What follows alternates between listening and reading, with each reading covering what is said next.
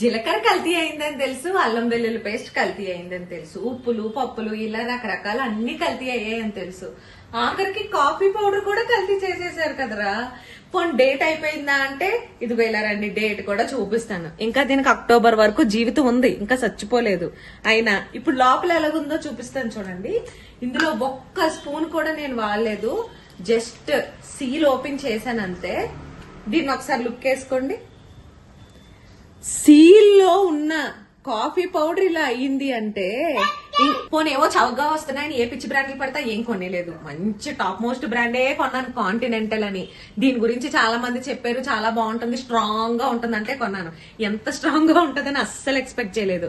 ఇంక దీన్ని కూడా అమ్మేటప్పుడు సీల్ ఓపెన్ చేసి చూసుకునేలాగా ఏమన్నా బయట మార్కెట్స్ లో స్టార్ట్ చేస్తే ఇంకా అలా కొనుక్కోవడం స్టార్ట్ చేస్తాం. ఇలాంటివి కూడా కొనుక్కునేటప్పుడు వీలైనంత వరకు ఇలా చెక్ చేసుకొని కొనుక్కోండి. నాలా మీరు బాధపడకండి, మోసపోకండి.